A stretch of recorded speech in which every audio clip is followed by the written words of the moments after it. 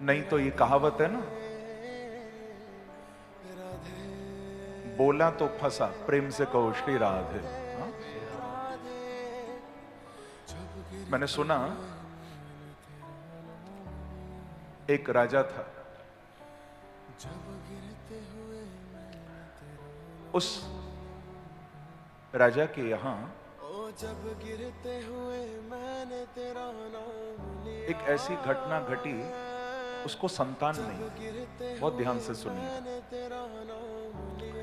उस राजा को संतान नहीं थी। वो किसी संत के पास गया, बड़े पहुंचे हुए संत थे। राजा ने जाकर उस संत को प्रार्थना की कि महाराज मेरे संतान नहीं है। संत अपनी मस्ती में बैठे थे। उन्होंने कहा जा राजा, आशीर्वाद है, तेरे बेटा होगा। ऐसा बोल दिया। ध्यान से सुनिएगा। बिना सोचे समझे महात्मा ने कह दिया जा तेरे बेटा होगा। राजा तो आशीर्वाद लेकर निकल पड़ा। जब राजा चला, वहां से गया, तो संत अपने ध्यान में बैठकर देखते हैं, बड़े सिद्ध महात्मा थे। वो ध्यान में बैठकर देखते हैं कि इस राजा को तो संतान का योग ही नहीं था, और मैंने कह दिया कि बेटा होगा। तो ऊपर भगवान को देखकर बोले, हे प्रभु, आज मेरी वाणी मेरे प्रमाद के कारण झूठी हो गई। मैंने बिना सोचे बिना विचार किए कह दिया कि जा तेरे बेटा होगा। मेरे इस प्रमा में पहले ही देख लेता तो अच्छा था। मेरे प्रमाद के कारण, मेरे अति बोलने के कारण ये मेरी वाणी आज झूठी हो गई। इसको तो बेटे का योग नहीं, मैंने कह दिया तेरे बेटा होगा। तो ऊपर से भगवान की आवाज आई कि महात्मा जी समझ लो, बोला तो फंसा, प्रेम से कहो श्री राधे। क्यों ज्यादा बोलते हो, फिर कम बोलो। अब देखो, सिद्ध महात्मा था, उसको लगा कि नहीं, मेरी वाणी झूठी नहीं होनी चाहिए। तो मालूम है क्या किया? अपने तप के बल से उस महात्मा ने शरीर त्यागा, और वो खुद राजा की उस रानी के गर्भ से पुत्र बन के प्रकट हुआ। वो महात्मा राजा का बेटा बन के आ गया, क्योंकि जिस वाणी से हरि नाम गाया उसको झूठा नहीं होने दूंगा। तो अपने वचन को निभाने के लिए स्वयं, चाहे राजा की किस्मत में बेटे का योग नहीं था, लेकिन अपने तप के बल से वो महात्मा शरीर त्यागता है और फिर जन्म लेकर राजा के बेटे के रूप में आ जाता है। लेकिन कमाल की बात है, अब वो महात्मा बेटा बन के तो आ गए, पर उनको पूर्व जन्म का सारा स्मरण है कि मैं तो संत था, ज्यादा बोलने के कारण फंस गया। अब फिर इस मानव शरीर में आया हूं राजा का बेटा बन के, तो अब की बार संकल्प लेता हूं कि बोलूंगा ही नहीं, प्रेम से कहो श्री राधे। राजा के बेटा तो हो गया, लेकिन वो बेटा ना गूंगा था, बेटा बोलता नहीं था। जब से पैदा हुआ कभी बेटे की आवाज नहीं सुनी, गूंगा ही पैदा हुआ बच्चा, बोलता नहीं। समय निकलता गया। एक बार राजा के मंत्री उस बच्चे को खिला रहे थे पीछे बगीचे में राजा के। तो वो मंत्री शिकार कर रहे थे, राजा का बेटा भी साथ में था।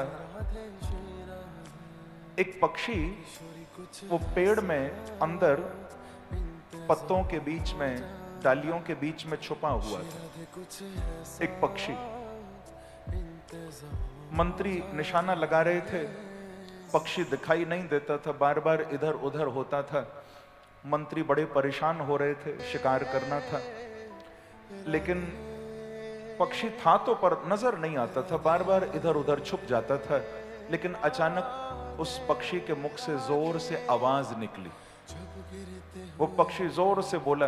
तुरंत उसकी आवाज सुनते ही मंत्री ने देर नहीं की, झटाक महाराज तीर छोड़ दिया, और सीधे वो तीर जाकर पक्षी को लगा। पक्षी वहीं महाराज अपने दम को तोड़ देता है, प्राण त्याग देता है। जैसे ही वो पक्षी मरा, राजा का बेटा वहीं खड़ा था ना, उस बेटे के मुख से निकला, बोला तो फंसा, प्रेम से कहो श्री राधे। थोड़ी देर और चुपचाप बैठा रहता तो जान बच जाती, लेकिन बोला तो फंसा। अब देखिए, ये राजा के मुख से बात उन मंत्रियों ने सुनी। मंत्री तो नाचने लगे, अरे राजा का बेटा तो बोल सकता है, हमको लगता था गूंगा है, ये तो बोलता है। मंत्री दौड़ा दौड़ा राजा के पास गया, राजा बधाई हो, बधाई हो, आपके लिए खुशखबरी लाया हूं। राजा ने कहा क्या बात हो गई मंत्री जी?